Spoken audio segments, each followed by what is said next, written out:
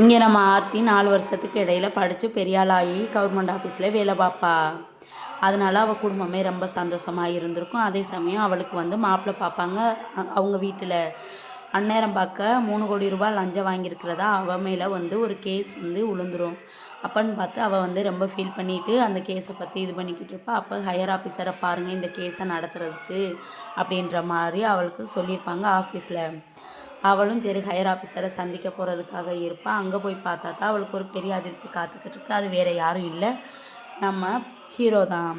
அப்போ அவள் ஹீரோவை பார்க்கவும் ரொம்ப சந்தோஷமாக வந்து அவர்கிட்ட பேச போவாள். ஆனால் நம்ம ஹீரோ வந்து பழைய கோவத்தில் இருந்திருப்பார். அதனால ரிவெஞ்ச் எடுக்கிற விதமாக அவர்கிட்ட வந்து அவள் கோவமாக பேசியிருப்பார். நீலாம் என்ன ஆள் அப்படின்ற மாதிரி கல்யாணத்தன்னைக்கு ஓடி போனவ தானே, நீ போய் கேஸு கொடுத்துருந்தவ தானே, நீ லஞ்சம் வாங்கியிருப்ப, உன்னை பற்றி எனக்கு தெரியும் அப்படின்ற மாதிரி அவளை வந்து ரொம்ப தப்பாக பேசுவார். நம்ம ஆர்த்திக்கு என்ன பண்ணுறது அப்படின்னு தெரியாமல் கோவத்திலேயே இருப்பாள். கேஸ் வந்து ரொம்ப நடந்துக்கிட்டே இருக்கும்.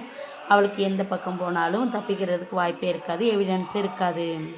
நம்ம ஹீரோட்ட அவள் அடிக்கடி போய் பேச ட்ரை பண்ணுவாள், என்னை காப்பாற்றுங்க அப்படின்ற மாதிரி சொல்லியிருப்பாள்.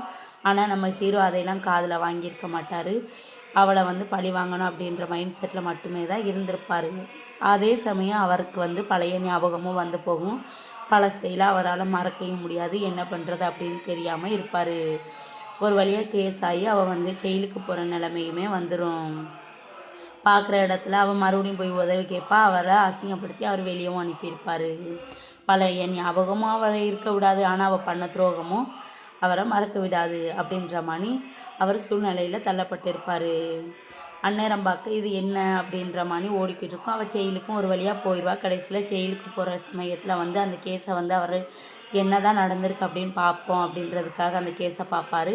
அப்போ நம்ம லஞ்சம் கொடுத்ததா வந்து ஒரு நபர் வழக்கு தொடுத்திருப்பார்ல, அவரை போய் நேரில் நம்ம ஆர்த்தி பார்த்து பேசியிருப்பா. நான் லஞ்சம் வாங்கலைன்னு சொல்லுங்கள் அப்படின்ற மாதிரி சொல்லியிருப்பா. இல்லை நீங்கள் லஞ்சம் வாங்கினீங்க 3 கோடி ரூபா அப்படின்ற மாதிரி அவங்களுக்கு வந்து அந்த கேமராவில் பதிவாகிருக்கும். அதை வந்து கோர்ட்டில் சப்மிட் பண்ணியிருப்பார்.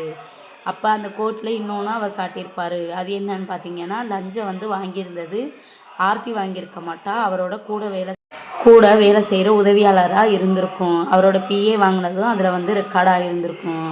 இந்த விஷயத்தை அவர் பார்த்து நம்ம ஆர்த்திகிட்ட போய் சொல்லி நம்ம ஆர்த்தியை வந்து கோர்ட்டில் வந்து அவரே வந்து ஆஜராகி வந்து காப்பாற்றிடுவார். அதுக்கப்புறம் நம்ம ஆர்த்தி வந்து ஓயாமல் அவருக்கு நன்றி சொல்லிவிட்டு அவரை போய் பார்ப்பா.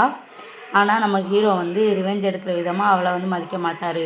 ஒரு வழியாக நம்ம ஆர்த்தி வந்து அவரை சமாதானப்படுத்தி சந்தோஷமாக அவரை கல்யாணம் பண்ணிக்கிடுவா. நம்ம அடுத்த கதையை பார்க்கலாம். நம்ம சேனலை சப்ஸ்கிரைப் பண்ணுங்கள்.